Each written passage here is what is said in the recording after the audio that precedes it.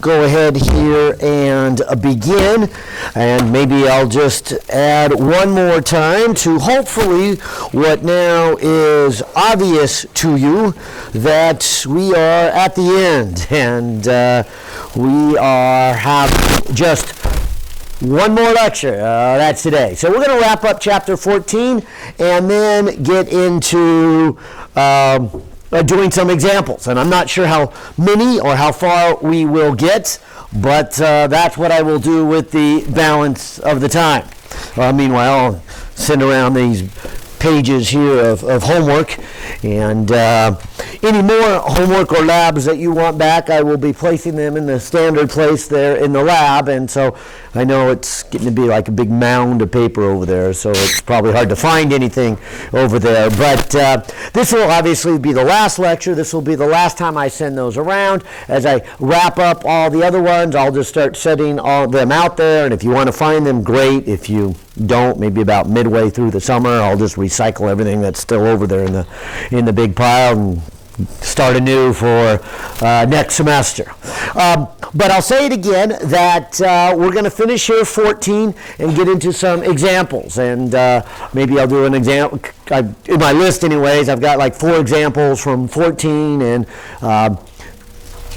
actually I got 6 in 14, but maybe we should only do 4 of those 6, so that maybe there'll be time to jump back into 13. I didn't get a chance to do any examples, at least at the end. I did a bunch of examples and calculations as we were working through, so I feel more comfortable with that in terms of the examples I have given you. So that's the game plan for today, and then, as you know, we head into the final exams week, and so I know you've been studying and working towards that direction. I'm not sure what your final exam schedule is, but I know that the final exam for this class is when? Wednesday. And what time? Yeah, 8 o'clock, so that's pretty obvious since the class starts at 8. So I don't think anyone will confuse that. Maybe I should ask, what room? Yeah, this room, and again, that's pretty obvious here. So we'll have this room in the same regular time. It is on Wednesday. Perhaps the only thing that is different is the fact that on Monday you won't be coming to this class. You might have another final on Monday, but not for this class, and we won't have a lecture, and you won't have a lab. So obvious, those I think are things that are obvious, but just in case they're not, they're worth repeating here. All right, so back to where we left off and what you guys did a lab on. And so we went through a derivation here to come up with Archimedes Principle. And I was giving you kind of the basics of it, and we even put a few things in the aquarium so that we could see it in action. And we'll do that again.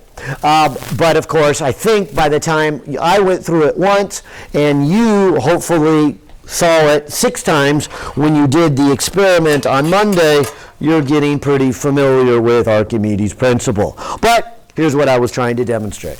I was trying to demonstrate that if you took a rock and you hung it on the end of a scale, and then you dip it underwater, the scale reads less. Why does the scale read less? Because the water is lifting up with a buoyant force. And so the first thing I was trying to show you is, yes, there is a buoyant force. The second thing I was trying to illustrate was that buoyant force, and I'll draw it in a picture, comes because of the fact that when you have something underwater, which in my case is a rock, is that there would be pressure from the water pushing upward on the rock, and pressure on top pushing down. And of course, when we derived it, we made it a little mathematically easier on ourselves by saying the object underwater was a nice rectangular object. But we went through a little derivation that showed that the difference in that pressure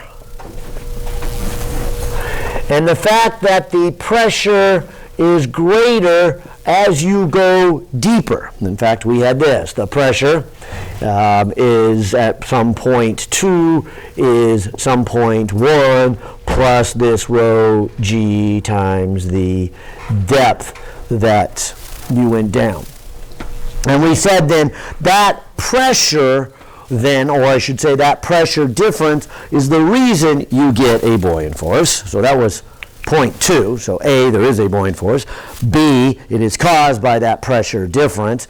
And the big picture is where I want to begin. Where we left off was, what is the value of that buoyant force? And so we like to say here that the buoyant force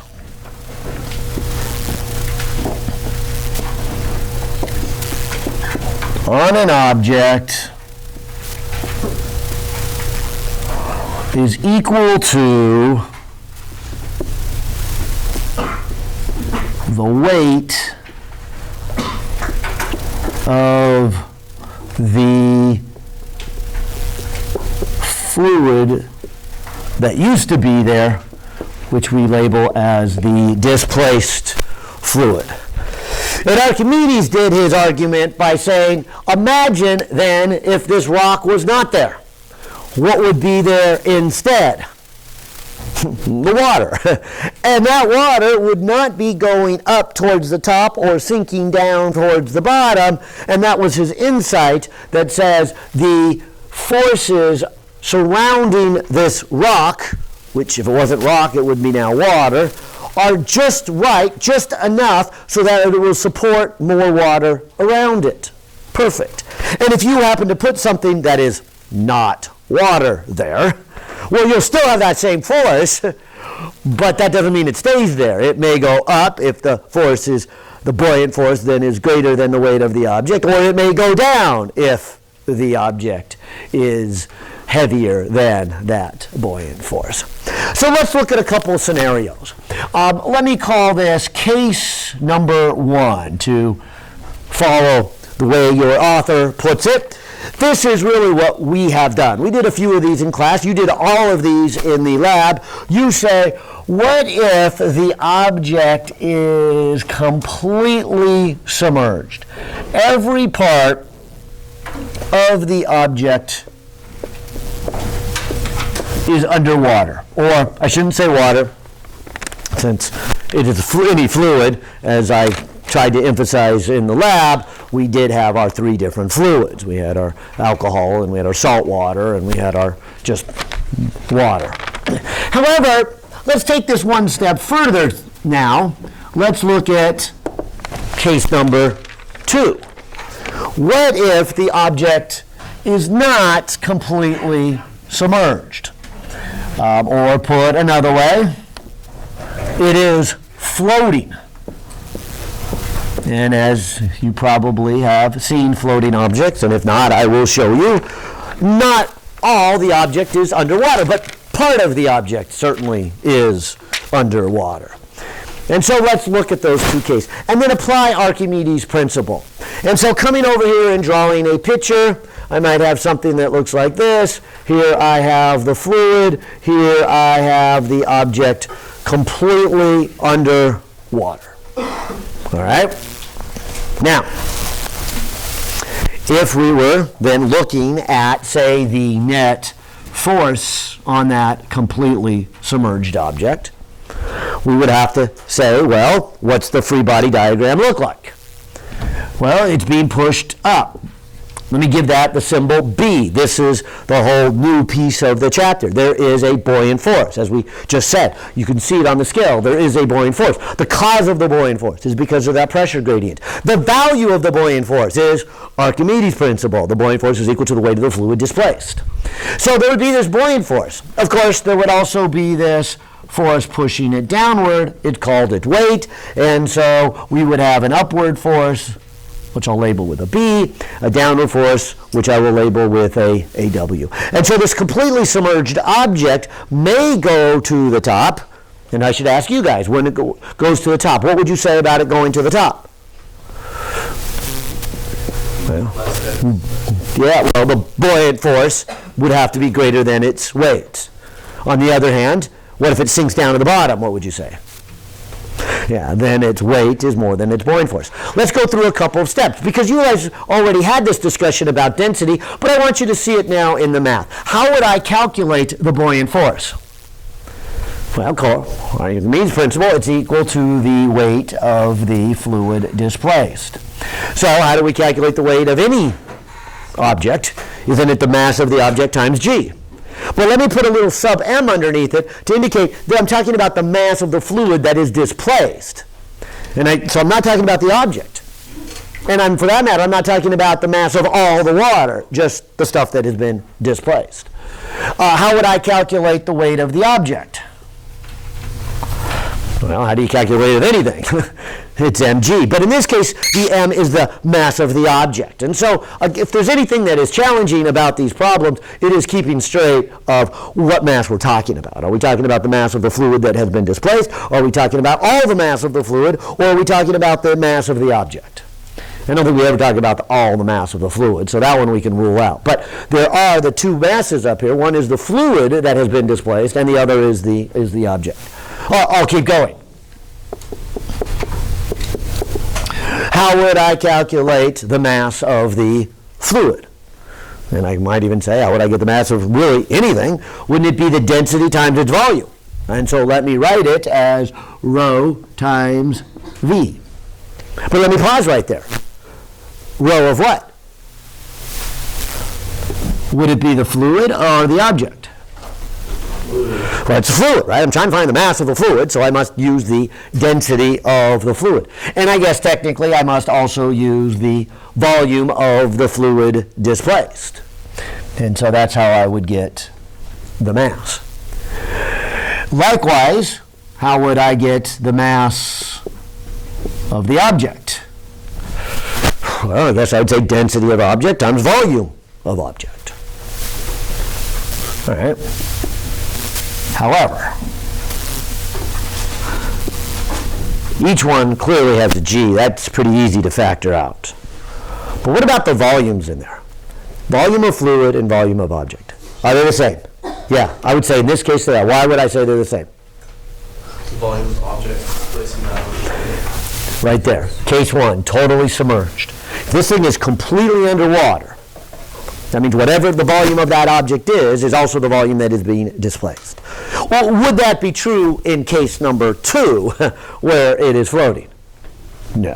All right, so I want to make that really clear that our logic isn't going to say, we're going to have Archimedes' principle whether or not the object is underwater or whether the object is floating on top. But what is different is the volume displaced compared to volume of object. Does air count as a fluid? Yeah. Of course, we're focusing more on, I guess, liquids than we are air. But it's true that the air would be the same thing. Somebody asked this last time, is there a buoyant force on me and on you? Yeah. And so I would take this object, and if I put it on the scale, the scale reads a little bit less because there is a buoyant force lifting up. And it's equal then to the weight of the air that has been displaced. And air is not very dense. And so you displace very small weight of air. So you are being lifted up by the buoyancy of air, but not that much. Whereas when you get into water, you clearly notice how much buoyant force you have there. But it's the same physics. So what I'm going to go ahead and do in this equation is pull out the V for volume, and I'm not even going to put a subscript. There's no point in talking about volume of the fluid or volume of the object. If they're completely underwater or under the fluid, then they are the same. And so then I have density of fluid minus density of object. And I think we have an equation that better represents what we said conceptually last time, and some of you already said today, is that when will an object sink and when will an object float? Okay, well, if it floats, that means this number is positive, right? It gets pushed to the top. And so it's going to float if the density of the fluid is greater than the object. When is it going to sink? It's going to sink when this force is negative, pushing it down, and that would happen if the density of the object is more than the fluid. Okay. And as we left last time, we tried some different fluids. Some different objects. This piece of wood has a density of about 0.5 gram per cubic centimeter. Do you guys remember the density of water? It's 1 gram. This is clearly less than 1. So if I put it completely underwater and let it go, what happens? It floats to the top. Of course, I think the fun one to see was both the Coke, which has a density just a hair above 1, and the density of Diet Coke, which has a density just a hair under 1. The one that I forgot to bring in, I grabbed this one by mistake, but here is a piece of wood, but it is dense wood. It does have a density greater than 1, and so it sinks. And so I was trying to say that, yes, we often think of wood as floating, but it's not because it's wood. It floats because of its density in relation to, its density, which comes back to the weight of it and the buoyant force. So some wood can sink just like some rocks have a low density and they float. And not all rocks sink. Most do, but some do not. And so it's kind of nice to see some do and some don't. In fact, you watched this one, so I'll just kind of push that one off to the side before, as you saw me compress it and change the density. I thought this one would be fun today.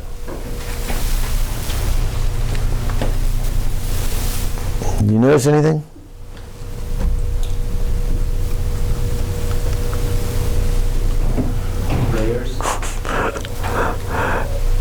Can you explain this? Any guesses?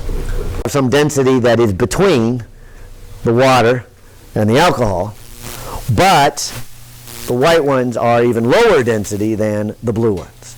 Here's why I say that. What do you think will happen when I shake them up? So now I'll get a mixture of alcohol and water, right? I'll get some density that's in between. And if you remember from lab, the density of the alcohol was that, 7.9, but I'll call it 0.8 grams per milliliter. The water was 1. What's fun to watch about this is that I have a fluid now that has a density maybe of about 0.9. And the white beads are less than 0.9. They float. The blue beads are more than 0.9. They sink. And it gets even better. Because although I mixed it up, what happens to the alcohol in here? It begins to float. And so you can see it working its way through the white beads, and now I have alcohol up here. And the white ones have come down. And what have you noticed about the blue ones? The water, being more dense, has worked its way down and is over here. And so in a few moments, it will be back to where it started, where I will have the less dense on top, and then more, and then finally the most dense of all of them put together. And so again, it's kind of neat to see that.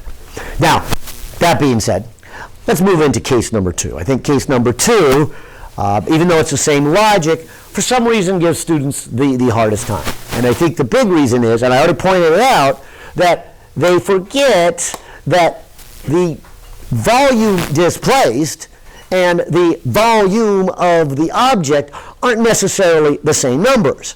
They are when they are submerged, and so that's easy to do, and we talk about that one first. And maybe that's part of our problem is we talk about it first, but then students kind of catch on to that, and that's all they ever think about. But in case, what I'll call case 2, let me draw a picture. And maybe I'll just draw that picture. I mean, obviously, I got this rock, but I'm going to put the wood a little closer to the edge of the window there so you can see it. But if I was then taking that aquarium and looking at that piece of wood, something like that, here's my piece of wood floating there in the aquarium. I'm hoping you will see the main point that usually gets students into trouble is the volume of the fluid displaced the same as the volume of the piece of wood? No, not even close, right? I can even color it in down here or shade it in there and say that the part of the object that is under the water line is the part that is displacing a fluid. The rest of the volume of the piece of wood is not displacing any of the fluid. Okay? And so that in mind, I could say, let's do the same type of logic that we did back in case number 1. Let's look at the net force. Now again, there would be a buoyant force, which is equal to the weight of the fluid displaced. Well, of course, there's also gravity pulling it down. So there is its weight. But there's something different about an object floating versus an object, say, sinking or being held underwater with a hand. What do you know about the net force? Yeah, and that's the key, exactly. It's got to be 0. Those two have to balance, right? I mean, that is what ended up happening. In fact, you can see case 2 begins after case 1 gets pushed to the top. I mean, if I were to push the piece of wood underwater and let go, and the buoyant force is greater than its weight, it gets pushed up to the top. But how come it doesn't just keep going up higher and higher and go to the ceiling and go higher and higher and go up to chemistry in the 2nd floor and go higher and higher? How come it stops at some point?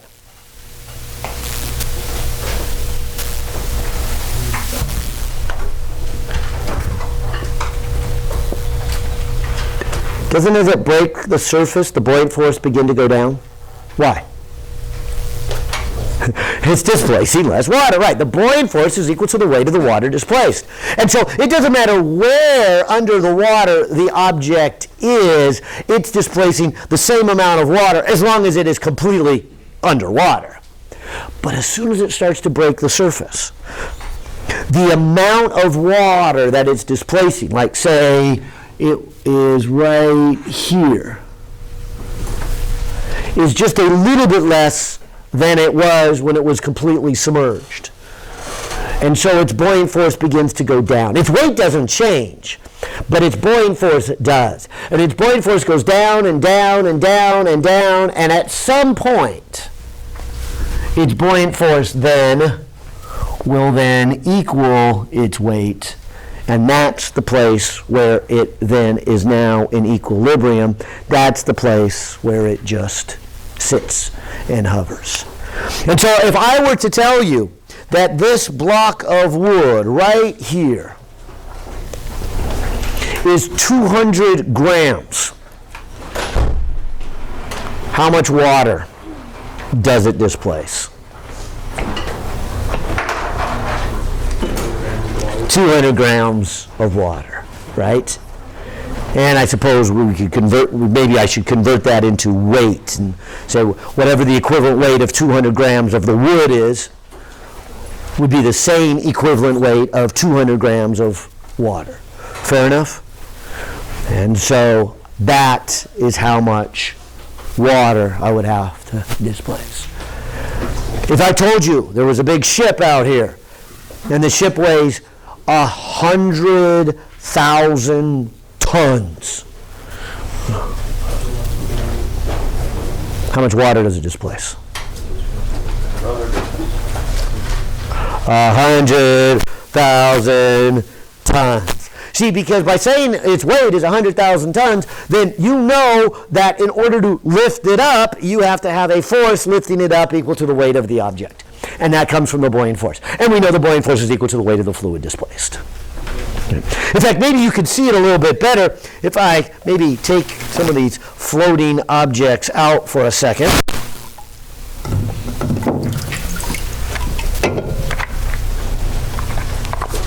And take a 50-gram boat. And I put a 50-gram boat into the water. How much water does it displace?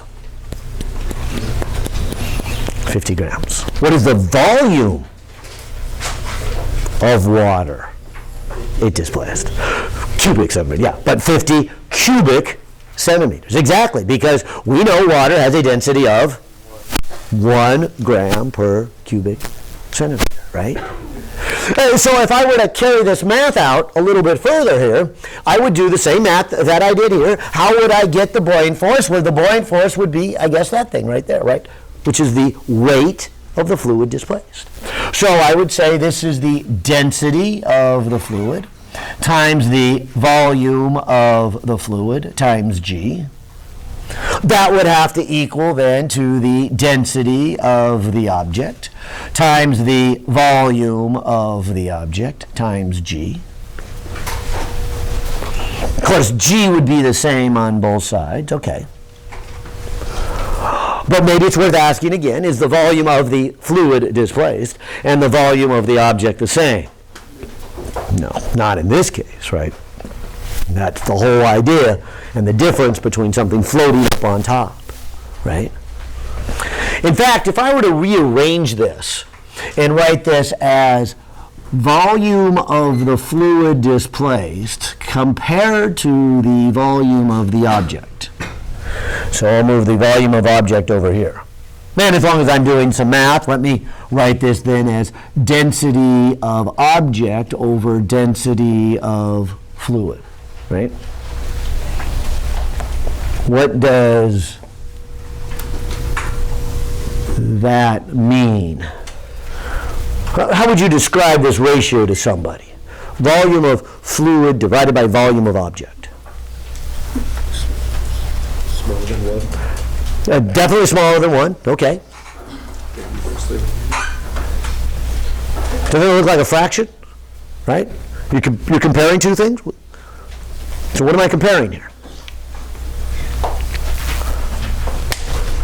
Isn't this really how much of the object is underwater compared to the whole object?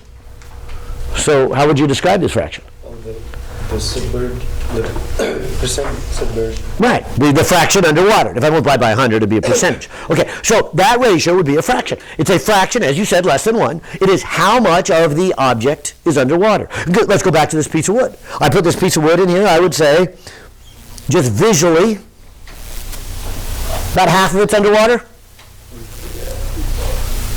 Right. And so this ratio must be a half.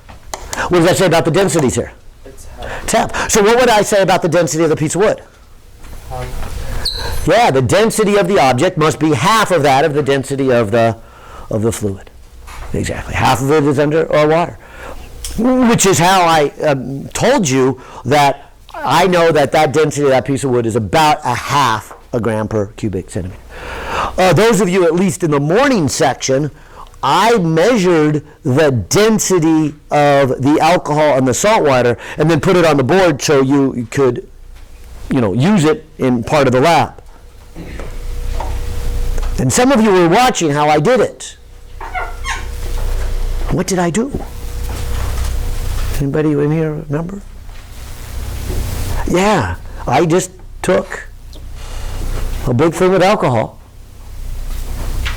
and I placed an object in it and I looked at where it was floating. At what level did it float?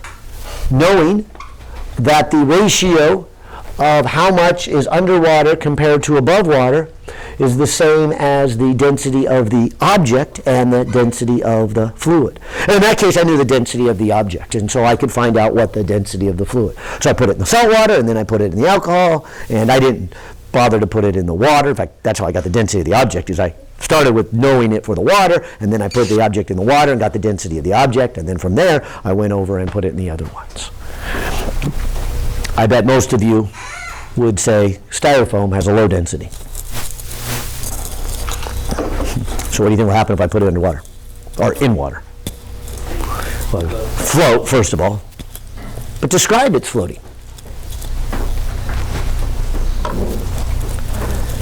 How much would be underwater? Very, very little, right? The density of the object is very small compared to the fluid, therefore the percentage underwater would be very, very small. Okay, and so there is an interest. You want to see some interesting pictures? Google floating on mercury.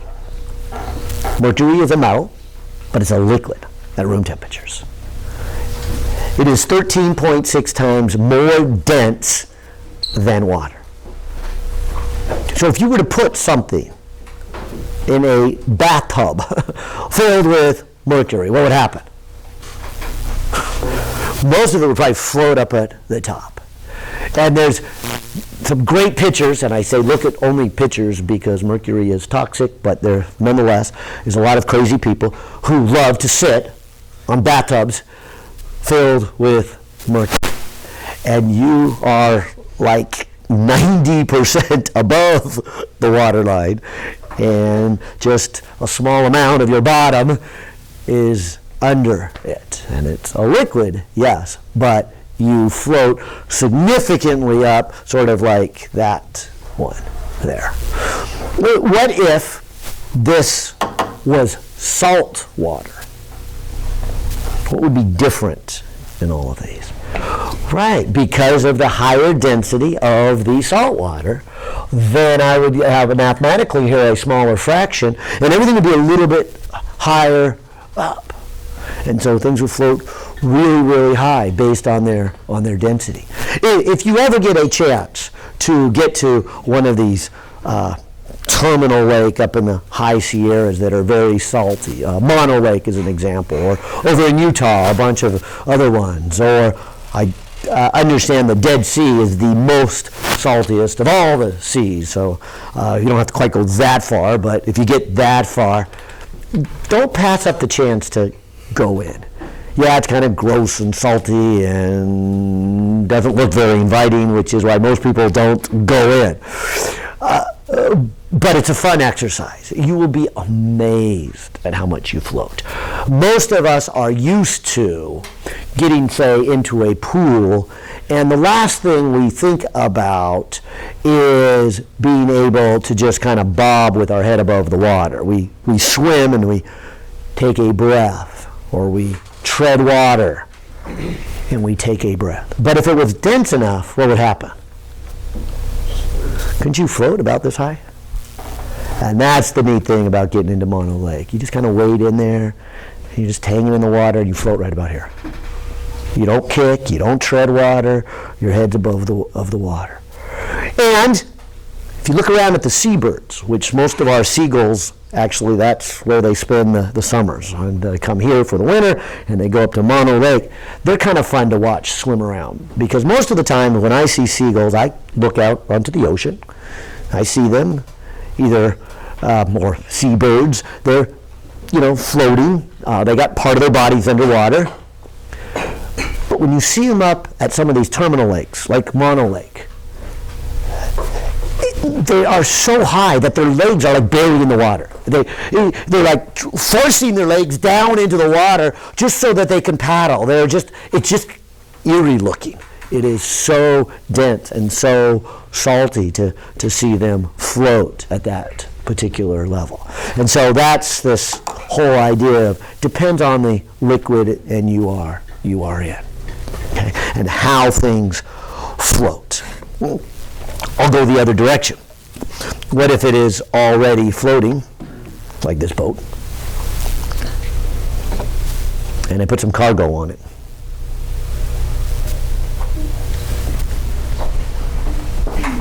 Well, what do you think will happen?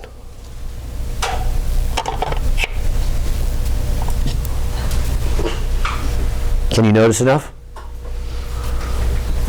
Does it look like it's lower in the water? No, it's not sinking. Still floating. So So doesn't the buoyant force still equal the weight? But what have you noticed that is different? The extra weight on it. Okay, so there's extra weight on it. Anything else is different? It's sinking deeper into the water. It's displacing more water. Why? Exactly. The buoyant force has to equal the weight. If you put more weight on it, in order to support that more weight, don't you need more buoyant force? How are you going to get more buoyant force? Displacing more liquid. And so the boat sinks deeper and deeper. Oh, let me put some more weight on it. I'll put some in the front seat.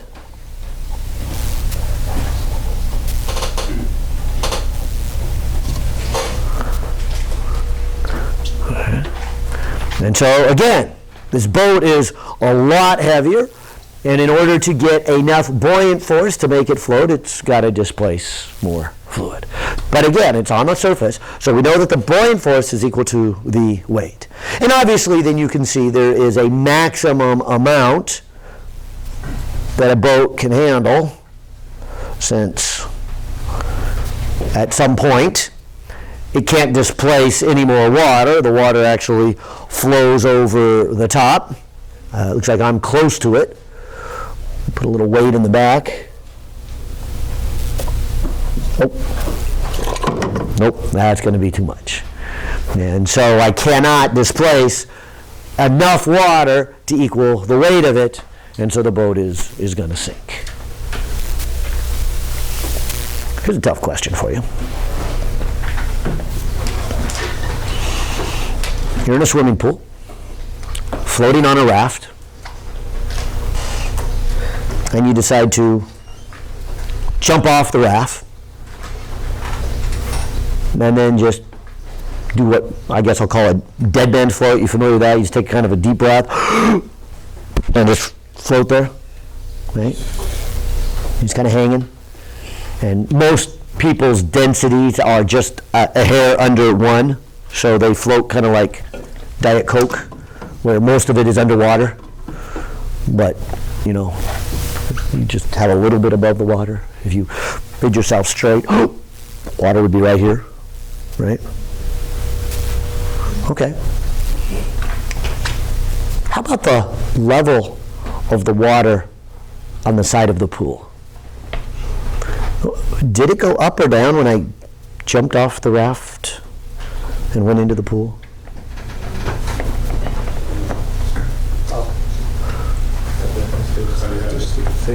Stay the same as we had, right? A lot of you are saying that it stay the same. Before I say yes or no, why would you say that? When you jumped off, it go down, and then you jump back in and go up. Okay, right. So when I got off the raft, then of course the raft would go higher and displace less water, right? And so I'd expect it down. But then as I got into the water, that would go up. Did it go up the same amount that it went down?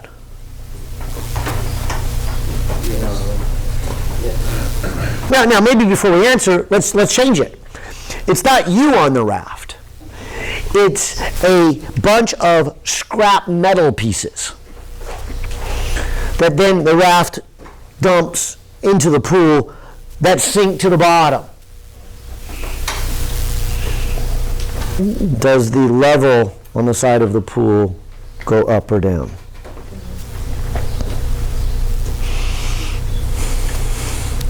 It goes up. And I guess it would be kind of that same argument. When the metal pieces come off the raft kind of bobs up a little bit higher, right? Displaces less water, and I would expect the water level to go down. But then as the metal pieces go into the water, I expect it to go back up. But again, the same question. Does it go up the same amount that it went down?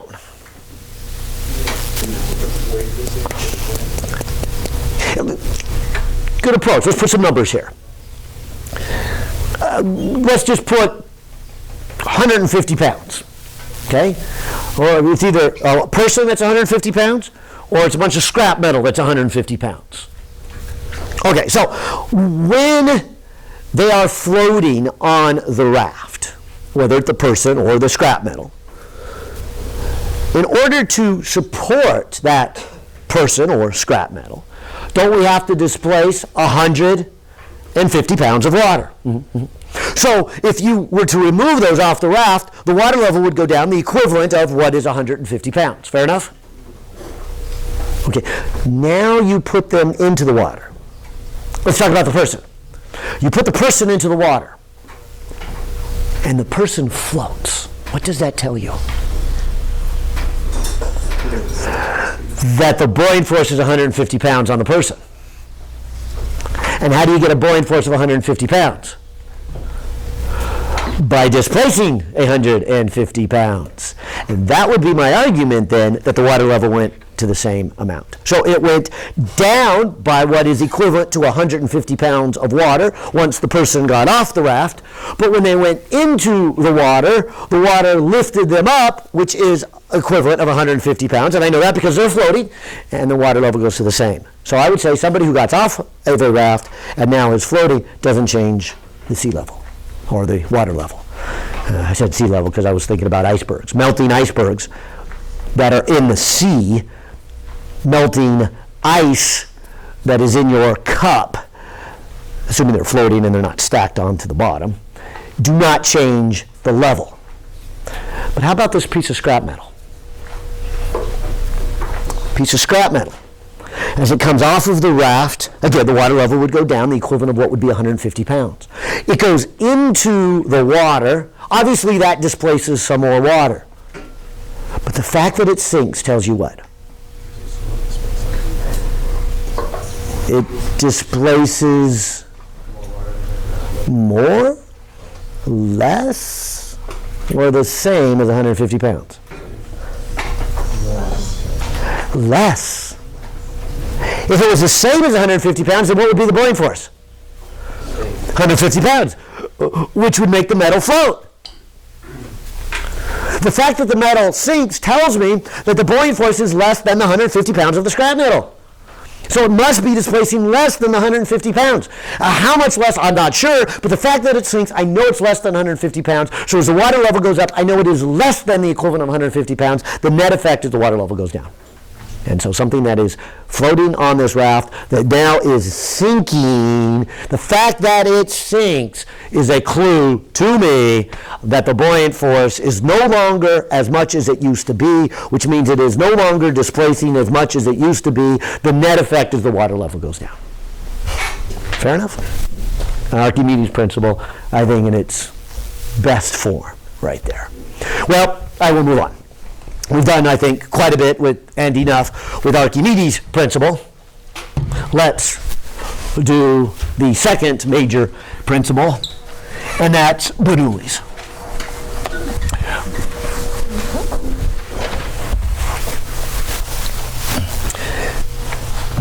And Bernoulli took this whole idea of the fluid one step further. As I said on last lecture, not far enough that we would need any mathematics from Math 220, which is our differential equations. So we are going to take the next step, but as far as we can go before the math gets beyond the level that we are expected to know, beyond the scope of this class. That's why I said we don't do much with fluids. This is just kind of a one chapter, introduction to fluids, and then you will see a lot more of this when you have more mathematical skills. And so you will take a fluid dynamics class when you transfer from here, but this is as much fluid as we will work with. Well, I shouldn't say completely, because we also cover fluids in a little more detail when in our dynamics class. For those of you who take our Engineering 116, again, we look at more dynamics, more mechanical things, and more dynamics things. And fluids is part of that near the end. But all of those then kind of stop short because of the differential equations, and both of our classes that deal with fluids don't expect you to be that far along. We don't expect you to be that far along until you transfer to your next level. That's why I keep saying your major class on fluids is coming, but it'll be one of your first classes you take when you transfer to a four-year school here. But Bernoulli said, let's look at the moving of a fluid. And so that's why he takes the next step. He says, let's take some fluids that are moving, and let's say they're moving without any friction. Or when we talk about fluids, we usually call that the viscosity, the rubbing of the fluid. How well does it flow? And so again, like a lot of our mechanics, we started off with, hey, saying there was no friction. And then, of course, it got a little more complicated. Then we had static and kinetic friction. Then it got more complicated when we got into resistive forces and so forth and so on. But for a lot of our problems, we said, look, no resistance. And so that's where we'll start with our fluids. Let's do something like this. Let's say that I had a pipe that had a fluid flowing in it. And I'll just use the word water, although please remember, this could be an oil pipeline, or this could be transporting any or many minerals that or alcohol for that matter during the manufacturing process. And we could have all kinds of tubing of different fluids in it. But I'm going to go ahead and then make this tube, say, increase in diameter.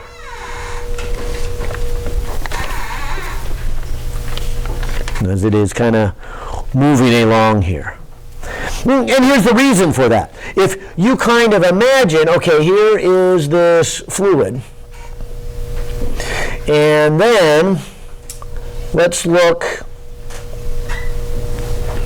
at a certain section, or maybe I'll call grouping of this fluid, so that one right there. As it moves along through the tube, and the tube gets bigger, what happens to all these molecules? What would all these look like down here?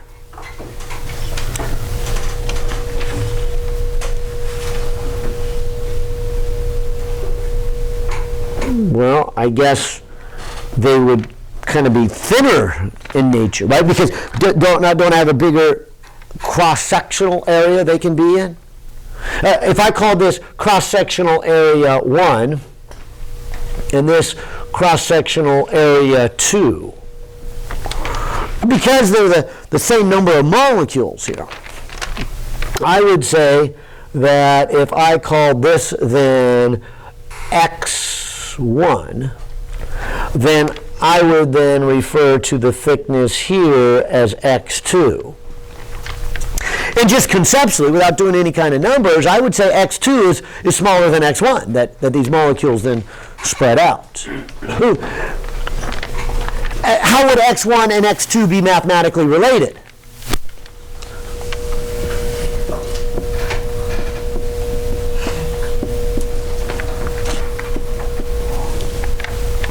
I would say that they fit the same volume. Now, of course, notice the underlying idea here is I'm saying the density doesn't change, that the volume it has is really made of the same molecules, and so this is a constant density. And that's all we're going to do. And so this is referred to as Bernoulli's idea here. Eventually we'll get to Bernoulli's principle, but he kind of starts off here by saying, look at that, what would happen is this flow here would now be thinner. And then, if you were to look at the rate of flow, and so take a small moment in time, and then this is flowing at a small moment in time, what would you say here?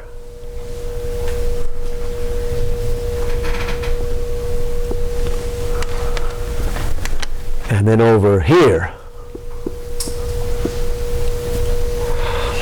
And so our first step here for getting to the Bernoulli effect is to say that as these molecules flow through, they are not going to be traveling the same speed.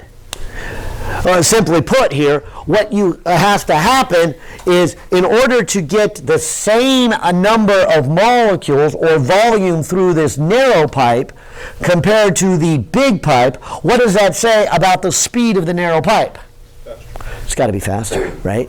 And so things that have a small opening or a small cross-sectional area in their tubing means they have to be going pretty fast. Where if they have a big wide opening, they go pretty slow. Well, I think about a river when I say that, although maybe that's not a fair comparison because a river, its speed is also related to the steepness of the incline. Okay. But maybe putting that aside, then you could imagine a river that is going through a narrow gorge. It's got to go pretty quick to get that same volume to go through, say, at the end of the gorge, or even at the beginning of the gorge, where you had a big wide river. And so out in the meadow, the river is just kind of meandering, very slow.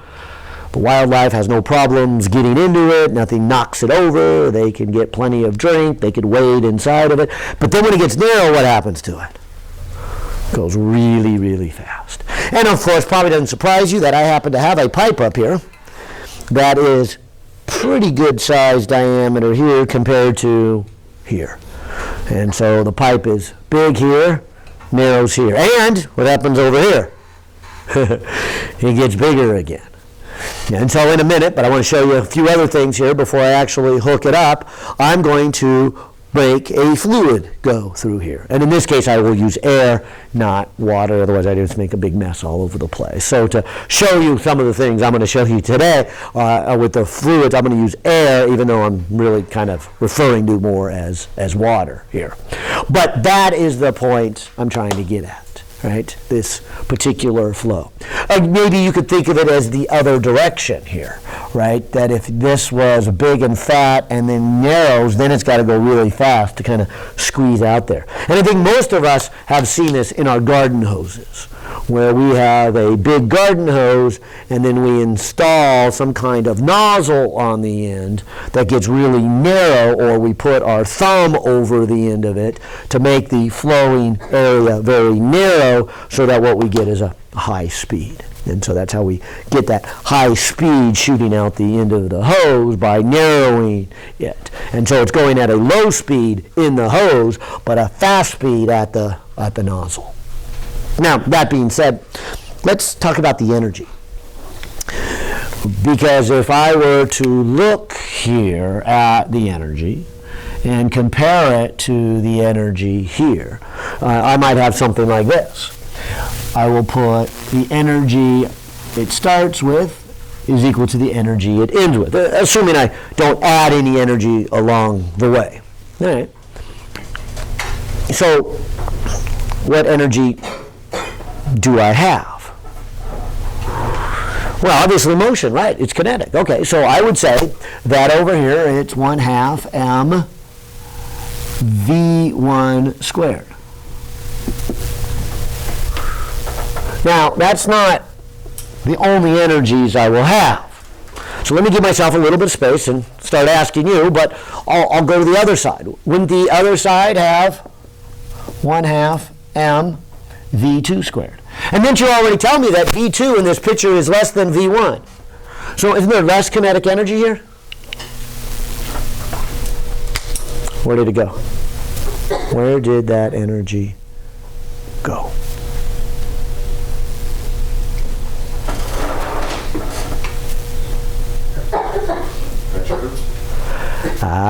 Let's talk more about pressure. Is pressure energy? What was pressure? It's a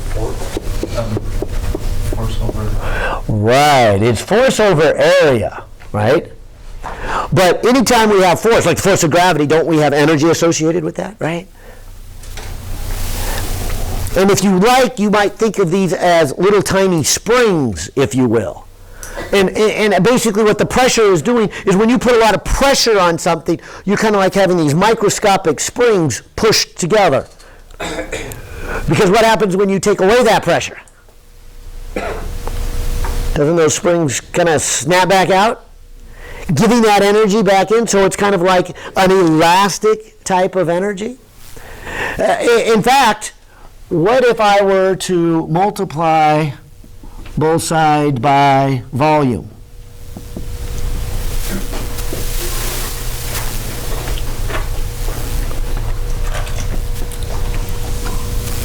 Wouldn't this be newtons per square meter times cubic meter? Right? Isn't that the energy? And so what I'm trying to illustrate here is Bernoulli's kind of insight here as a different way of looking at pressure. And so the second half of this chapter is to relook at pressure. The first half of this is we looked at pressure as force per area. There's nothing wrong with that. But like any force, then there is an energy associated with that force. And again, I think it kind of helps to think of this microscopically. I know this, that if I had a spring sitting on the ground here, and I kind of pushed my hand on it and compressed it, I would be putting a force while I'm compressing it. Fair enough? And I would be giving a stored energy. We call that an elastic energy. In fact, it wouldn't surprise you that if I pushed down on it and I let go, what would happen to it? Yeah, it would give back that energy, and in this case it would be kinetic energy. And as it shot into the air, that kinetic energy would become potential energy, right? And so that compression, that pushing together, is a type of stored energy. And I'm trying to say the same thing. Bernoulli's going to say that this pressure is kind of a stored energy. We know that if we have pressure in the pipes and we go to our faucet and we turn it, what happens? The water comes shooting out. Where did it get that kinetic energy? From the pressure energy, right? And I'm trying to say that pressure isn't the energy itself. But if you take the pressure and multiply by the volume you have, that would give you how much energy is stored in there. And so you can imagine that if I had just a little bit of water under pressure and a lot of water under pressure, there would be more energy just because there's more water there, even if they're at the same pressure. So the total energy is a combination of two factors, and that's what I'm trying to say here, that the energy stored in compressing something can be calculated by saying it is the pressure of it times the volume of it. And again, I think you can see that well in the units. And so here is the new view at pressure. Instead of looking at it as the force on it, look at it as the energy. And in fact, it's been tried many times, although the success rate hasn't been all that great, but maybe somebody will figure out a better way. But what if we just took a bunch of tanks of air, compressed them really high, like scuba tanks, use that pressurized air to push the pistons in our car instead of burning the gasoline? Couldn't we then propel our cars on compressed air? Yeah. And at least in theory, it is possible. Many of you are probably familiar with many pneumatic tools. Pneumatic tools use exactly that. They use compressed air. They may make a drill go around, or a grinder, or a wrench. You know, you hear that in the shops all the time. Right? That is the compressed air pushing, doing work, using the energy in the compressed air to push things. And so working in a shop, it's kind of nice. You don't have to supply all the energy. The compressed air supplies the energy. And that's what I'm trying to say, is we can look at compressed air, compressed water, anything under pressure as kind of a stored energy, a potential energy. And that's what Bernoulli's going to do, and that's what we're going to do. Yeah. Isn't water like you can't compress it? Well, I would put it this way. We often say water doesn't compress. We often say that about any fluids. It compresses like a spring with a really high spring constant. So if I were to put a spring in my hands here and push super hard, it would barely move, and there would be an enormous force and a lot of energy, but it's not really any smaller. And that's probably a better picture for water. That water, we say, doesn't compress. Hydraulic fluid, we say, doesn't compress. That's not completely accurate. It compresses so little that we can neglect how much it compressed. But we can't neglect that it has a lot of force on it. Actually, I use pneumatic tools, but hydraulic tools maybe is even a better one.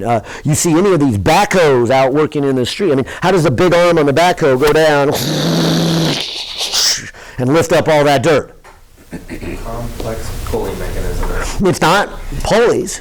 It's hydraulics, right? There is fluids flowing through these hydraulic actuators that push parts in and out, and they're using the pressure in the hydraulic system as the energy source.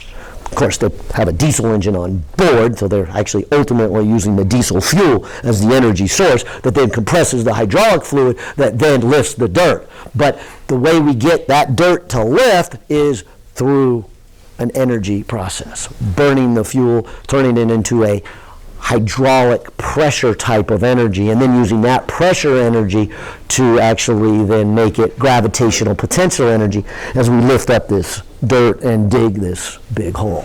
Okay? So maybe I spent too much time here, but I think this is worth seeing the way Bernoulli is going to look at it, and for this to even make sense, you've got to think about compressed air or compressed hydraulic fluid. Anything compressed is a stored energy, a little tiny spring that has a lot of energy. Even if it didn't get compressed much, it still has a lot of energy in it, so when it snaps back, it can give off that energy. So you have to put energy into it to compress it, and when it snaps back, you get energy from it. That being said then, here is what I was trying to say, is that there should be more than just kinetic energy here. There is also energy in the fact that it is under pressure. And so I will call this the pressure energy. Fair enough? And the other side of this, the same thing. Now, maybe this makes the faucet, when you turn it on, make more sense. If you take this faucet and you turn it on, and all of a sudden now water comes gushing out, it has a lot of kinetic energy. Where did it get its kinetic energy?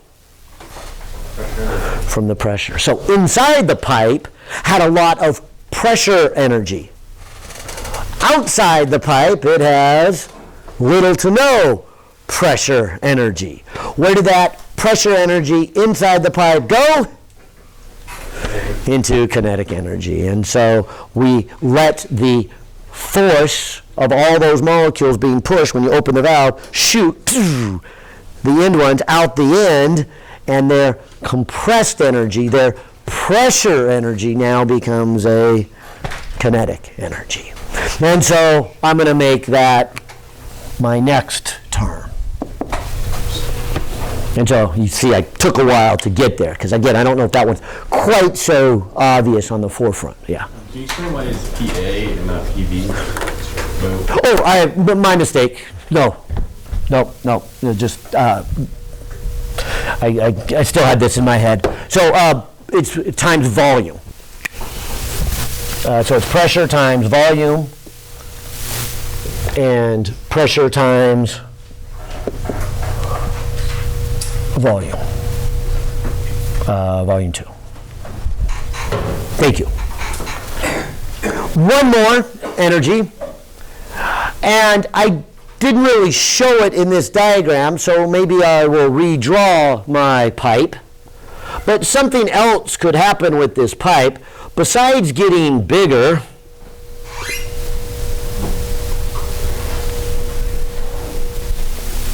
couldn't it have gone either up or down a vertical height? I'll draw it going up. But what that would mean is there's other energies, which we would call gravitational potential energy, right? I would say this would be the mass times y, g times y1. So how high is the mass at that particular small end of the pipe?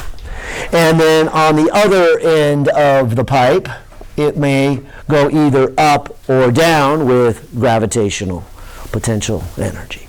And that completes my equation without dealing with any friction or heat energy associated there. But just dealing with the three energies that we've been, the energy of motion, kinetic, the energy of height, the gravitational potential. And this third one, which we'll call the elastic or the spring or the pressure energy. And so they should have the same energy.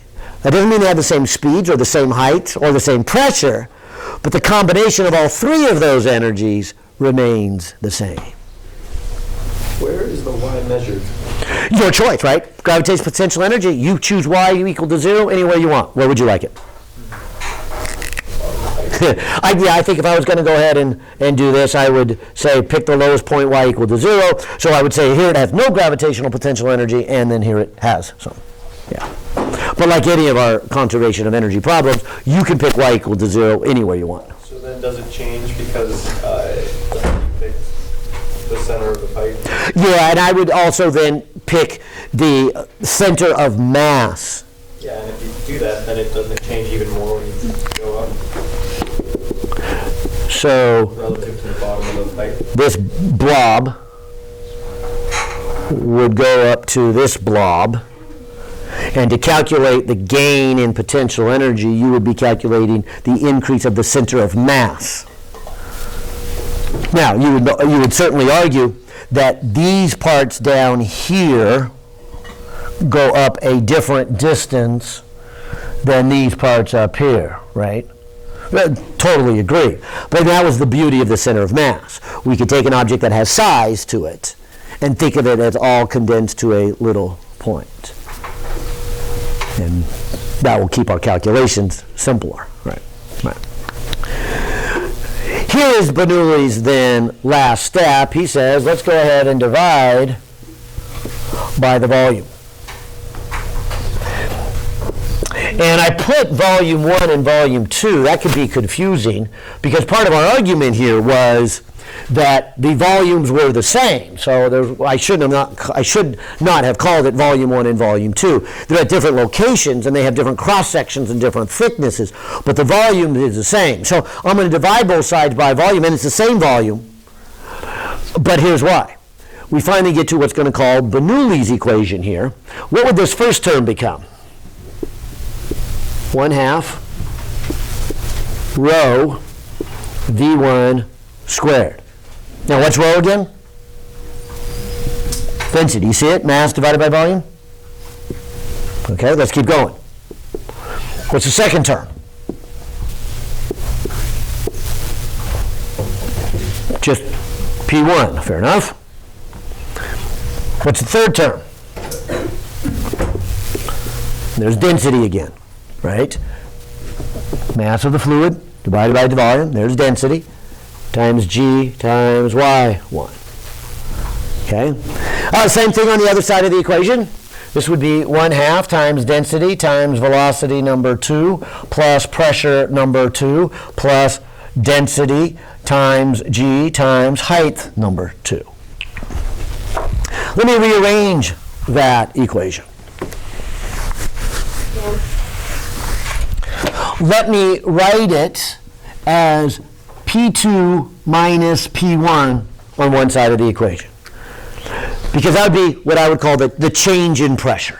What is the pressure at the end, over here, compared to the pressure at the beginning?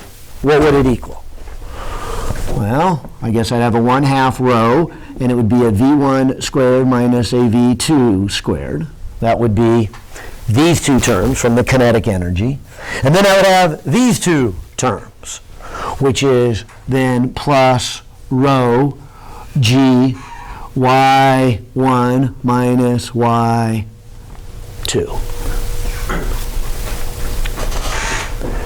What I want you to see here in this equation is that I would say that the pressure at these 2 points in the pipe can change, and for 2 different reasons. Let's do the easy one first. This one has to do with height difference, right?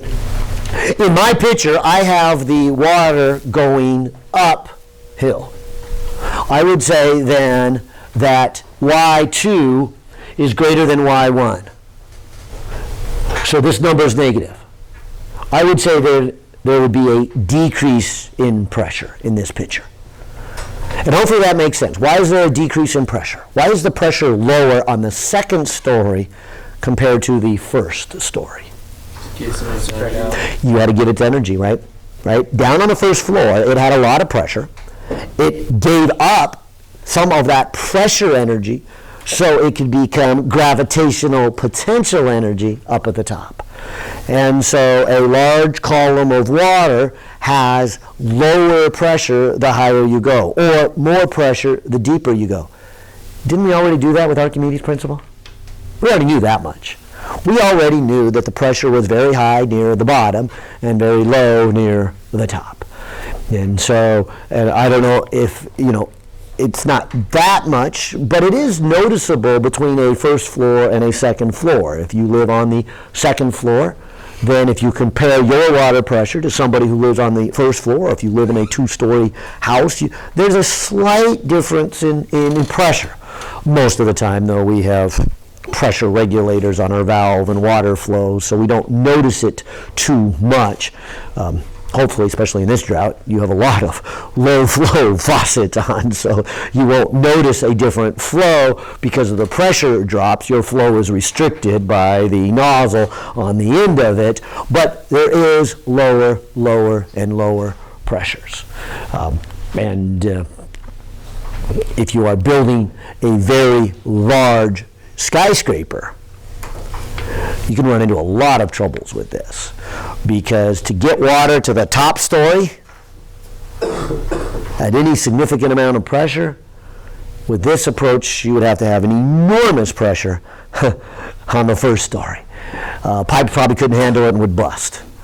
And so you have what we call utility floors, where the water goes up, and you have about 6 floors, and you get to the 7th floor, and it's really no office space. It's just all utilities. It's pumps, it's air conditioning, it's heating and venting system, and it's water pumps because the water got up there and now you repressurize it, and now you lift it another 6 stories and another 6 stories or 10 stories or whatever the design is that the civil engineer decides they're going to work it out.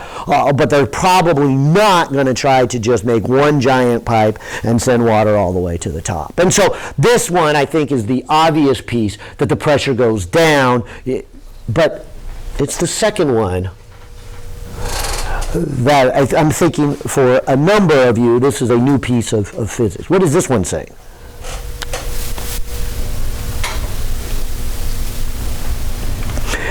Doesn't this say the pressure changes if the speed changes? And why would that be? Why would the pressure change if the speed changed? Let's say it went faster. Energy. Exactly, right? If it goes faster, it must have got that energy. Where did it get it from? From the pressure energy, right? This is, again, back to here, which I got so much stuff here, I decided I'm not going to turn on the sink, but if I turn on this sink, what I'm basically saying here is in the pipes in here, there's a lot of pressure. And then it loses that pressure. A drop in pressure. Where does that energy then go? To kinetic. And so it shoots it out the other end here. And that's the change. Looking at this one's kind of interesting here. Because what did we say about the speed as the pipe got bigger here? It decreased.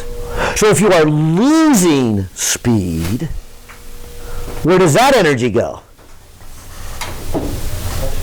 Back into stored pressure, right? It's conservation of energy. It's no different than if I were to throw the pen up in the air, right? It loses kinetic, where does it go? Potential energy. Now as it goes down, losing potential goes into kinetic. And so what I'm trying to say is, if the fluids were to slow down, as in this picture, then that would cause the pressure to go up. And you can see it here. If V1 is greater than V2, then this is a positive number, and you have a slightly greater pressure. And that was our argument earlier on, that V1 would be greater down here than V2 because the pipe got bigger. This design is saying that here, pressure number 2 is maybe balanced. In other words, I would expect pressure number 2 to go down because isn't it higher? But I would also expect the pressure to go up because lower velocity. I am losing some kinetic energy. And that kinetic energy then is showing back up in terms of pressure. And so maybe it's designed correctly. I can actually have the pressure here at number 1 and the pressure over here at number 2 exactly the same. Although it went higher, which is a cause for losing pressure, it also went slower, which is a cause for gaining pressure. See if I can illustrate. You're probably wondering why these cans are up here. I would say right now there is a bunch of air all the way around these cans, equal pressure. What if I were to make the air right in the center move?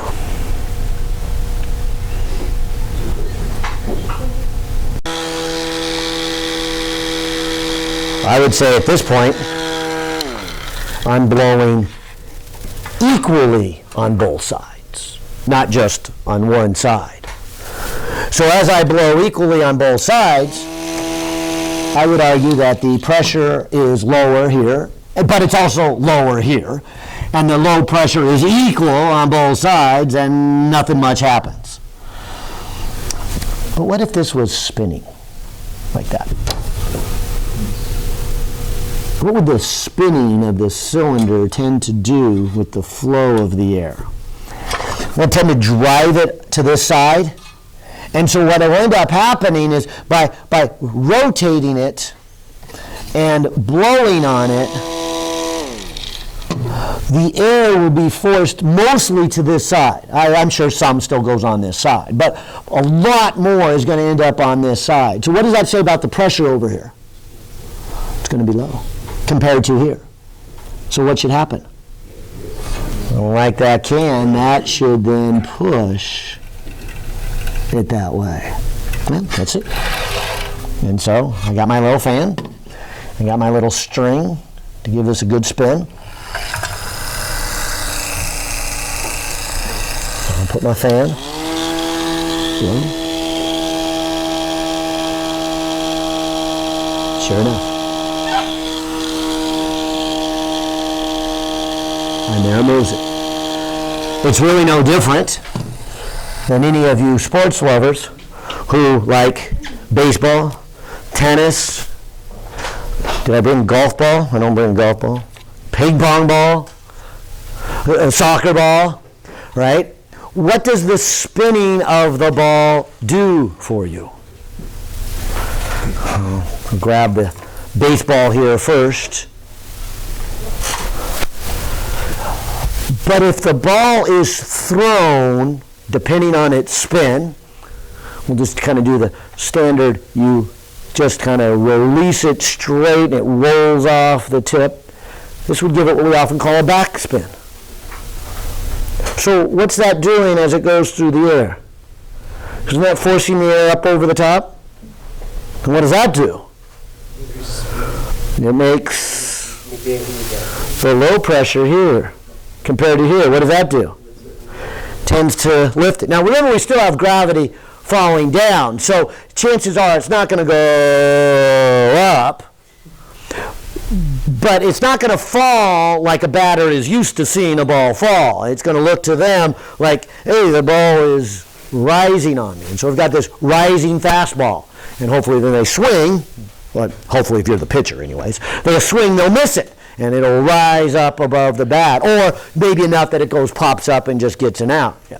Wouldn't it go up if we spin it fast enough? Yeah, and they can go up. Oh, softballs are very noticeable, and good professional pitchers, yes, can get an upward lift on it. I'll cheat, and I'll go with something much lighter. But if I were to throw this through the air, I don't know, could you see a little lift? I'll cheat again. Can you see that one lift? Oh, what if I spin it a little different? What if as I throw it, I twist the ball? Either by twisting my wrist or pushing with my fingers, but I get it spinning like this as it goes through the air. Which way is that going to make the air go? Yeah, the air is going to be on this side. Fast air. Low pressure. What does that do to the ball?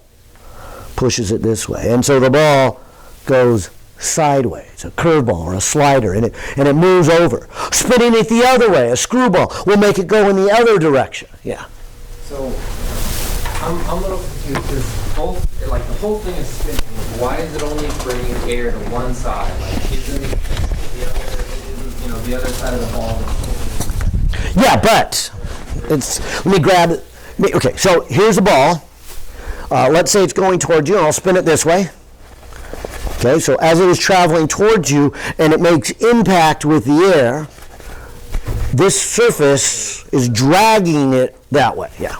And so you end up forcing the air one side of the ball versus the other. So the spin of the ball becomes very important here. I'll cheat again here. Here's the screwball. If I throw it and curve it and do a spin, or I hit it and do a spin, it goes just a little bit to this one. I'll spin it a lot more. How about that? And you can see the effect of its spin. In fact, that one was a good example of a tennis serve. I mean, what's the advantage then of me throwing the tennis ball, hitting it, and rolling my racket to the side as the tennis ball goes into, since I'm left-handed, the ad court? What happens? It's spinning this way.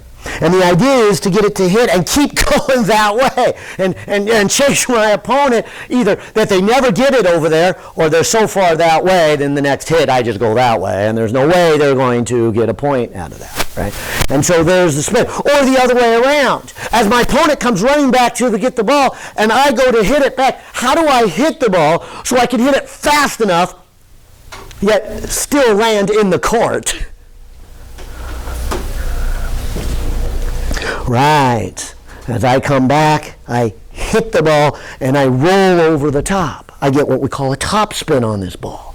And so as this ball is going this way with a top spin, it forces air underneath it. The low pressure underneath it pulls it down, and it hopefully then is going over the net first, then pulls down, lands in the court, but at a fast rate of speed so it can go past my opponent and they can't get to the ball in time. And so the spin and the play on the ball is an important part.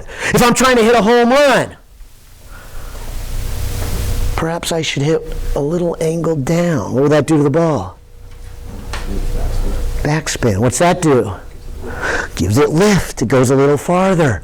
I go to drive the golf ball to the green 200 yards away. What do I do with the golf ball?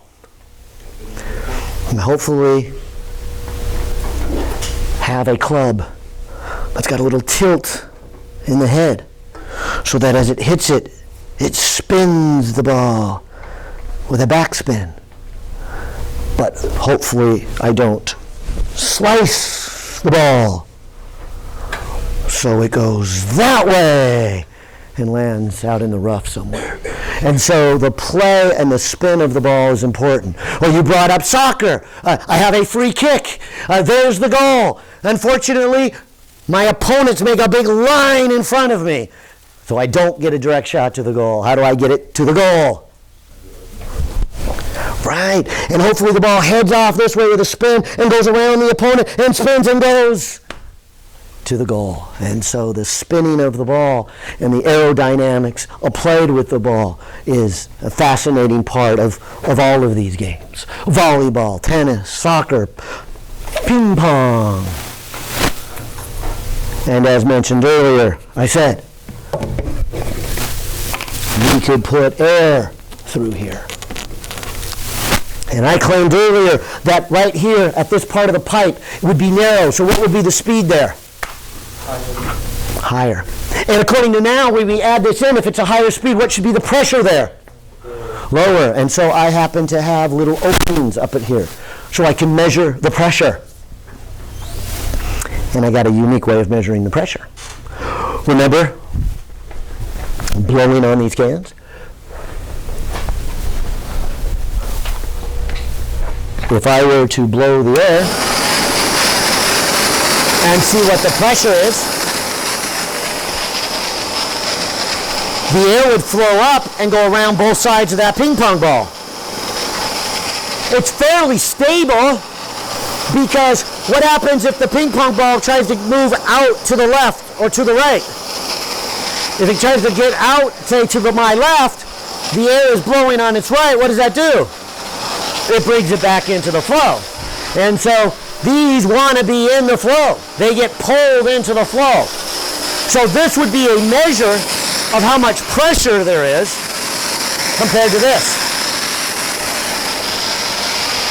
And so this clearly has a higher flow rate because it has more pressure. That's why it lifts the ball up higher. And then the pressure goes back up when it gets to the fatter pipe, because it has slowed down. It has converted some of its kinetic energy back into pressure energy. Of course, in this case, since I lost so much air here, it doesn't quite go back up to the same amount. And there's probably also some friction that we haven't talked about. But mine goes down mostly because so much air is coming out those openings there. Oh, which is why just doing these balls in the shop vac is kind of fun to itself. They're just like that one here, although there's the ball. It might be a little, oh, this one's wet. Skip that one. We'll do this one. Okay. And it's fairly stable. And trying to get it out is not so trivial. It wants to be trapped inside.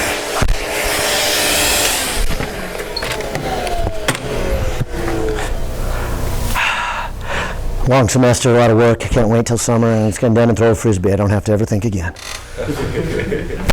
Oh, this little machine is fascinating. The flying disc. I mean, you just simply just give it a little toss and it flies across the room. Why does it float so well? Stable. Well, okay, agreed, stable. Why? Low pressure. Well, why is it kind of rounded over the top? And what does an airplane wing look like? Yeah, if I were to draw an airplane wing, it would have a bowed top.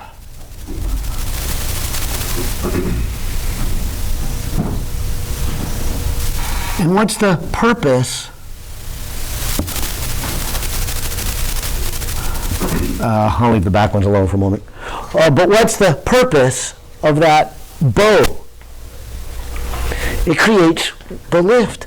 The design here is that if you had a couple of molecules, one of the molecules is going to go over the top, the other one will go across the bottom. If designed and done well, we can kind of keep those together in their same location, but they separate for a moment and then come back together.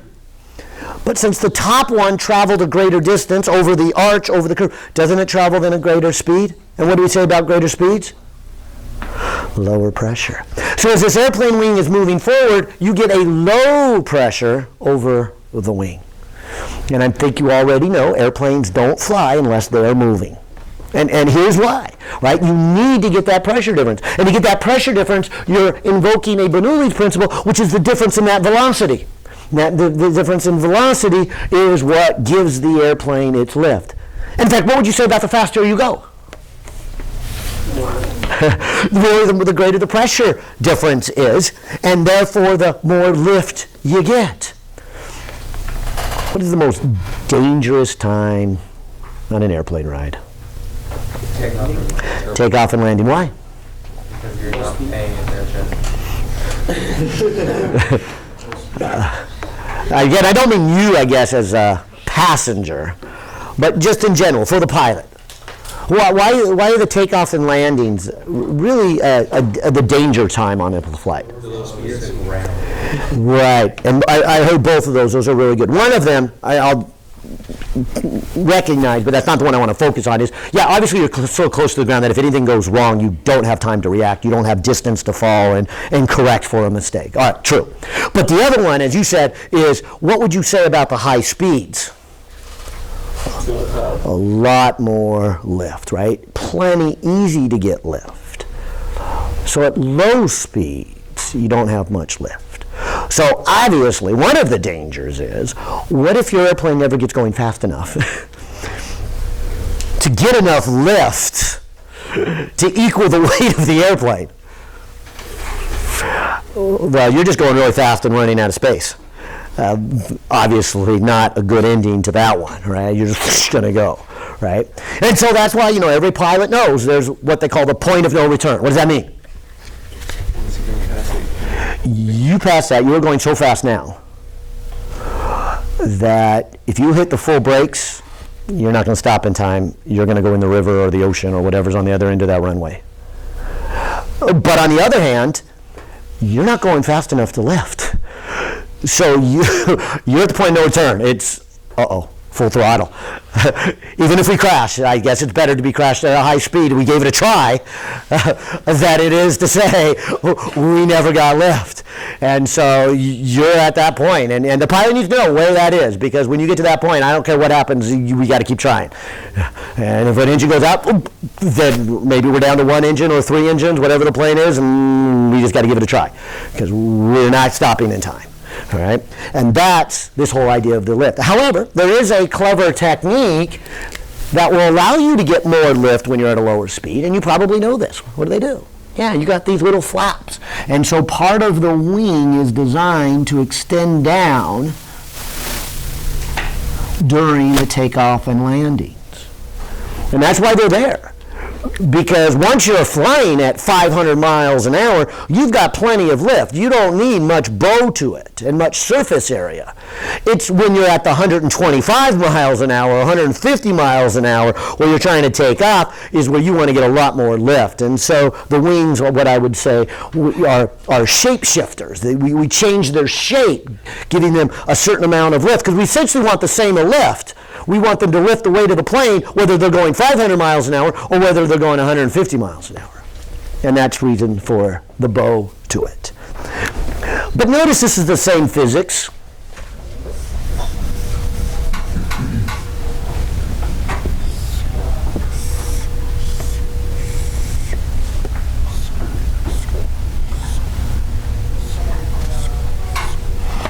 What if I put what I'll call a hydrofoil instead of an airfoil underneath the boat? What will happen here? Right. And so once this boat gets moving forward,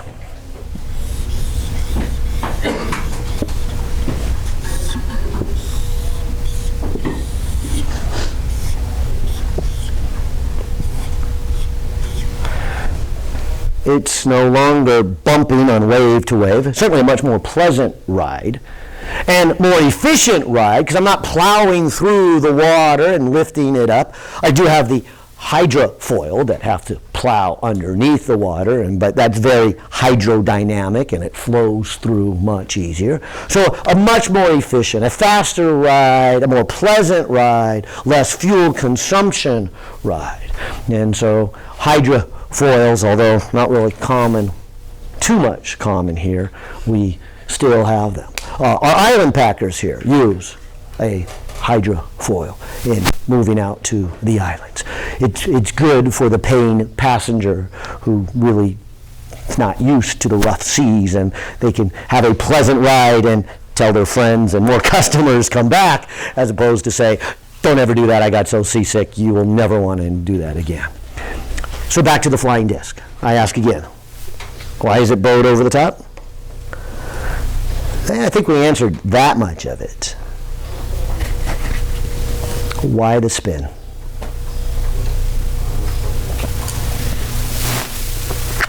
Why the rough edges? Turbulators.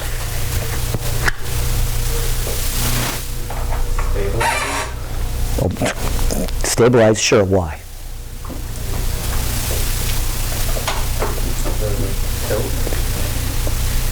Anybody ever throw what I call a cheap frisbee?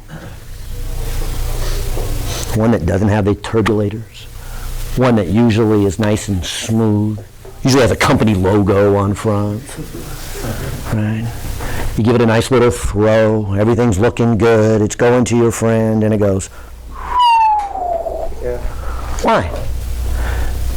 The effect of It's like the bike. If it tilts one way, it's gonna not level out, right?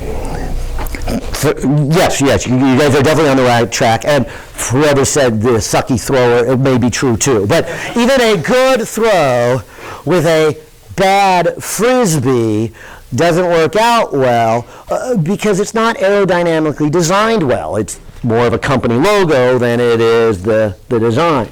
But the idea here is if I were to throw this, okay, now remember it's spinning. Okay, so it's spinning along, and the air flows over the top. If it's going fast enough, the air could actually go over here and what I'd say kind of ricochet up and actually not even come back. Now, what I guess I'm getting at that is even though the air is flowing over the top and there's a lower pressure, I'd say because the air goes up like here, this is actually lower in pressure than the front. Okay. So this side gets lifted up more than this side. Now, I know your first reaction is, oh, that's going to make the nose go down. But I should have brought it out again. You remember back in chapter 10? We took the wheel and I spun it, and then I held it. Now, gravity was pulling it down, but which way did it go? Didn't it twist perpendicular to the direction of the force? No, it wasn't. No, that's a different word. But yeah. But do you guys remember that? Okay. And so remember when it wasn't spinning. When it wasn't spinning, it just fell. And so I would say this disc, if it wasn't spinning, would then have a lower pressure here than here. Remember torque? Wouldn't that push the nose down? And I guess then that would make the frisbee kind of go, still a bad throw. But that's not what happens. What happens is a combination of the lower pressure here and high pressure here. Hence, you have a torque. But because it is spinning, instead of nose going down, the edge on this side goes down. And so you throw it, the air flows and what we call separates on the back side. Without the spin, that would have made nose go down.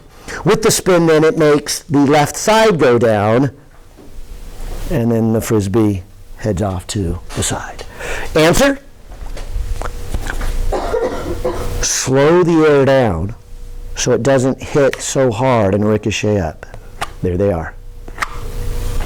These are put here so that as the air hits, they hit these little turbulators, slows it down, and you get a nice even flow across the top.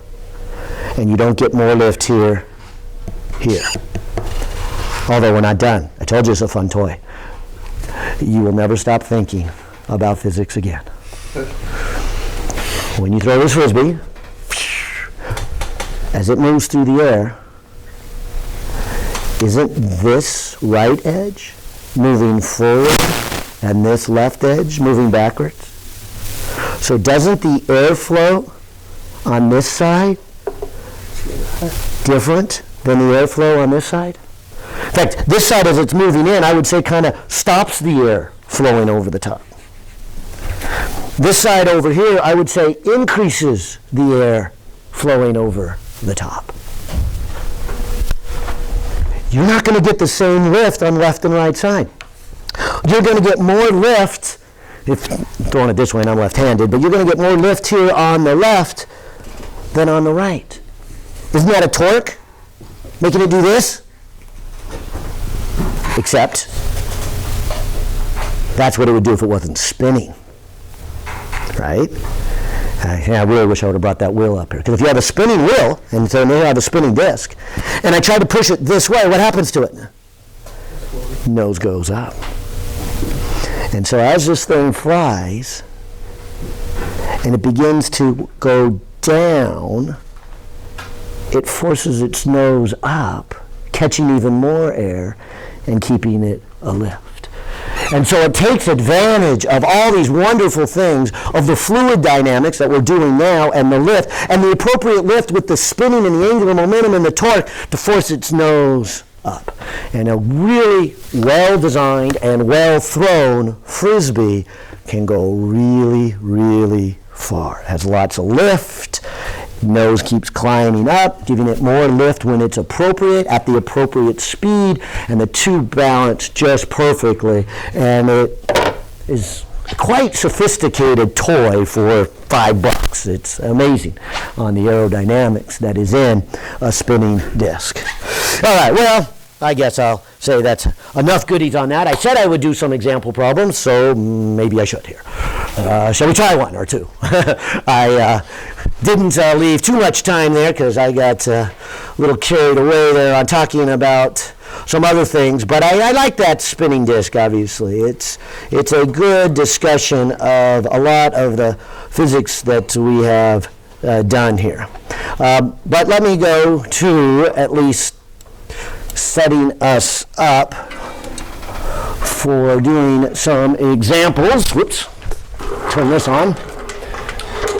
And in the short time we have left, I will do one or two examples and from our fluids here. All right, so good, I turned that on. Let me look at my list here. I put number 5 here first, so I'll try that one. Number 5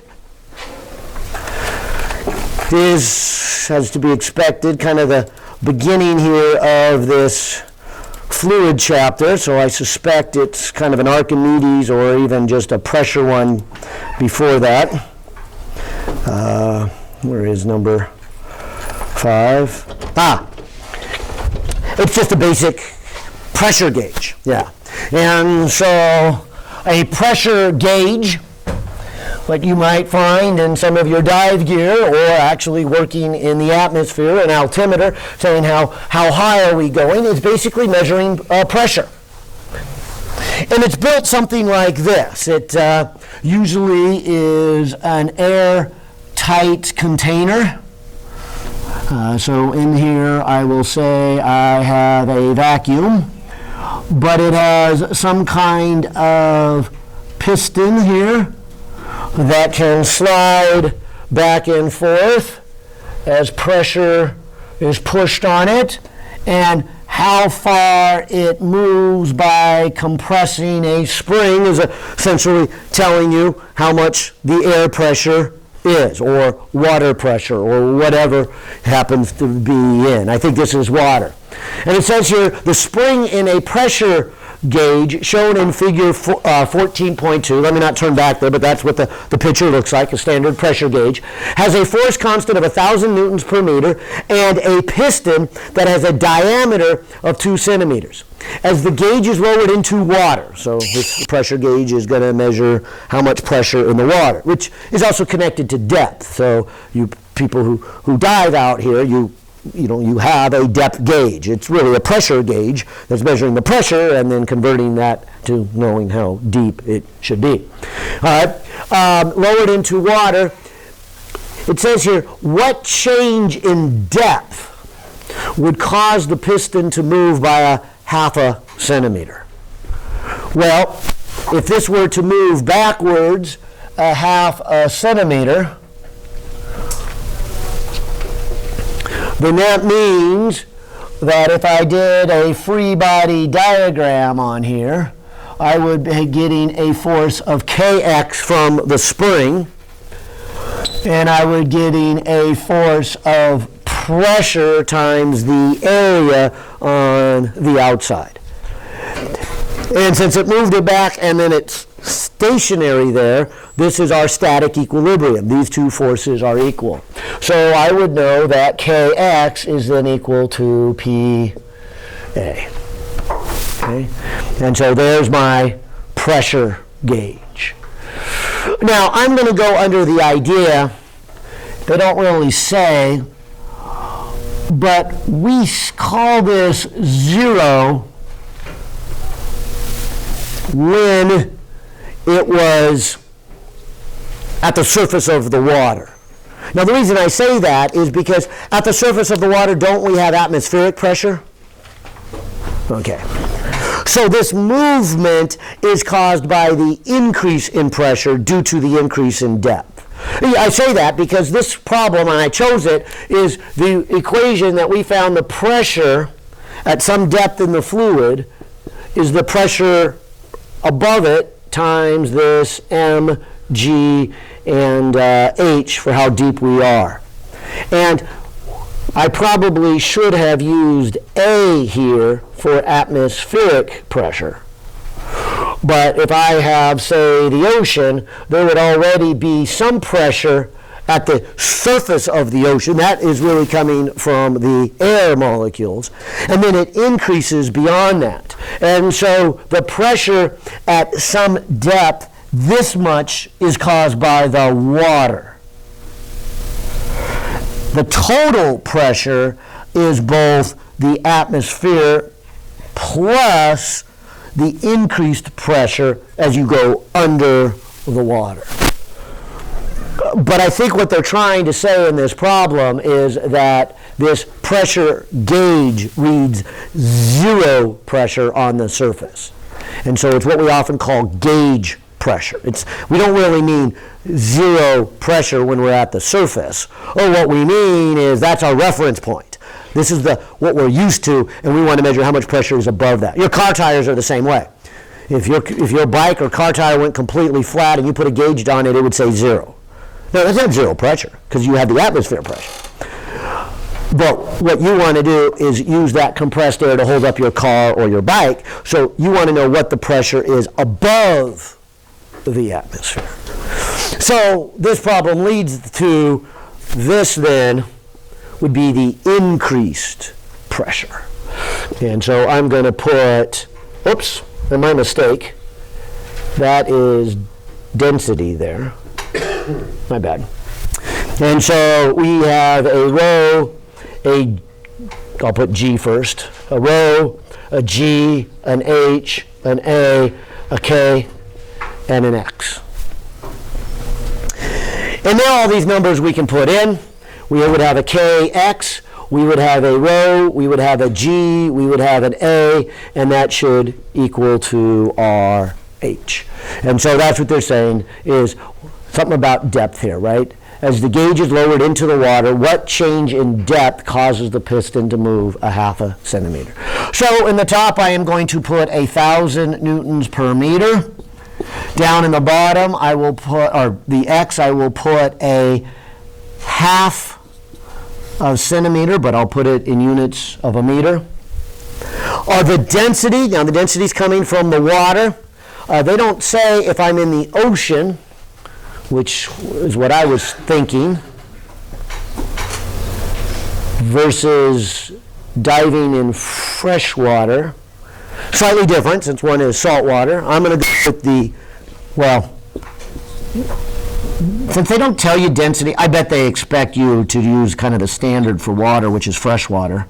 But our ocean is a little more dense than that. So I'll put a little number down there, but I'm going to use the 1,000.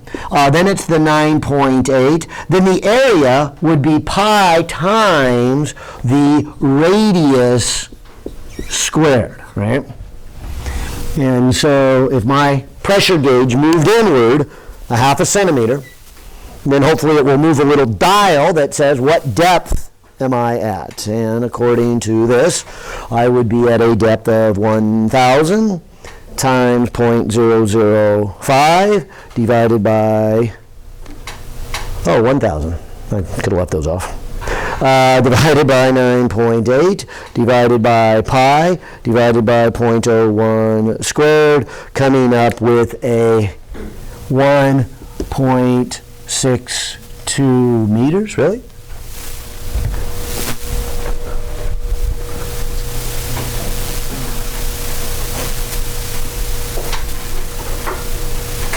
Isn't 0.005 centimeters? It moved a half a centimeter. Oh, I'm sorry. Yeah, so, okay, so there's a, I thought it would have been a deeper depth than that, but I don't see anything wrong. Does that look good? No? Okay. So maybe that's the answer. So there's the answer. Yeah. So here we're using PA, but in regards to PV, that's just with energy? What do you mean PV? Pressure times volume is supposed to pressure times area. Yes, right. Okay, so pressure is always force over area. So if I multiply by area, I get force. If I multiply by volume, I get energy. And in this case, I'm trying to get a net force of 0. So, and maybe I should say, what's difficult about the final exam is what physical principle do I use to solve this? And in this case, I want to use forces, not energy. Yeah. I'll try number 69 and lay that one out. I think we'll have enough time for that one, and then maybe that will be the end, at least until we see again in a week the final exam.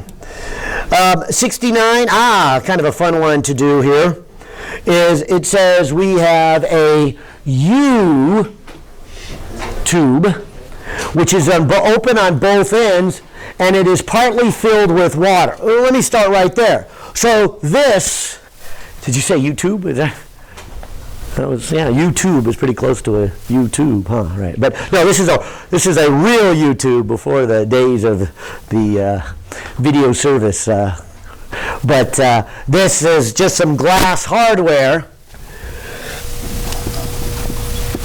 that if you take some glass tubing and form it into a U shape, hence the name U-tube, not the video service. Never noticed that before, but all right, keep that in mind. But this U-tube shaped glassware is partially filled with water, okay? Now, I bet most of you, before we even started today, or even this chapter, if I asked you that it filled with water, what would be the height of the water on the other side? Okay, you would say it's the same height. Could you tell me why it would be the same height? Push people on either side.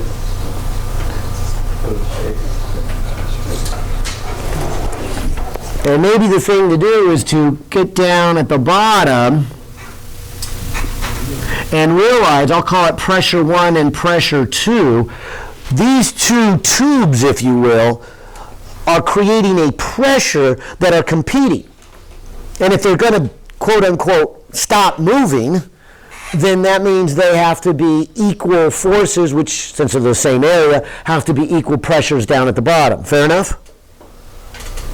Now, since the pressure is created down at the bottom by the atmospheric pressure at the top times rho GH.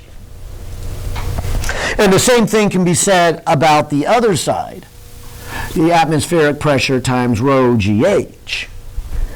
And they're both filled with the same fluid, so they have the same density. The only way you're going to get the same pressure down at the bottom, if they're both open to the atmosphere and they're both having the same density, they must both have the same height. And so I'm sure you've heard that phrase many times, water seeks its own level, the level will be the same. But that is so misleading to what's going on in the physics. The reason for that is because of forces. The forces are balanced down at the bottom. Now here's why I say that. What happens if you pour oil into one side? Oil, having a density of only 750 kilograms per cubic meter, is then poured into the right side and forms a column of length L, 5 centimeters. are they now, as shown in picture B, at the same height? They won't be at the same height. Why not? And how would we figure out what they said is this height of the top of the oil, which is sitting on top of the water, compared to the water? What's the key here?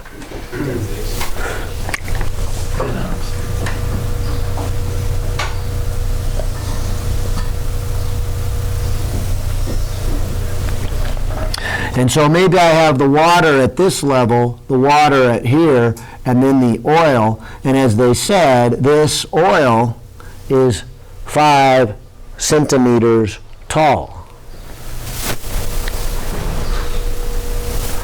And so the oil sits a little bit higher above the water. Notice the fluids are not at the same level. Why not? What is the same here?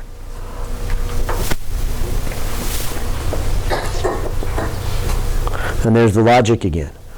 When will flowing stop? Yeah, you can imagine that as you are pouring the oil into this side, that as the oil goes in here, it pushes this water down. And the reason it pushes it down is this extra weight creates more pressure on this side, right? When does it stop flowing? When the pressures are equal. So let me do it again here. When the pressure from one column is equal to the pressure of the other column, that's when it stops flowing. Has nothing to do with the height, unless, like this one, they have the same atmospheric pressure and the same density. Then they get the same height. But that's not what we have here. We certainly have a more complicated situation than just pure water on one side. I mean, on both sides. We have it on pure water on just one side. But that's actually kind of nice here. So let's do this. Let's call, then, this line here Y1. Let's call this Y2. And what we've already done is called, as they done in the figure, this the H. And so that means H plus Y2 is our 5 centimeters. Okay. But the real key to the problem is to say that the pressure caused from the left-hand side and the pressure caused from the right-hand side are the same. Oh, let me start with the left-hand side. The left-hand side, I would say it is the atmospheric pressure plus the density of water times G times the height of water I have. Now, the height of water I have would be Y1 plus Y2. Fair enough? In my figure, I have separated the whole height of water into 2 pieces. And you see why I did those 2 pieces, because on the other side of the coin here, pressure number 2 would be the atmospheric pressure plus the pressure created by the fluids. And in this case, there are 2 fluids. So I would have a pressure that's created up to this point, which would be then created from water. So density of water times G times Y1. But now I would have an additional pressure from another fluid. So it's the density of the oil times G times L.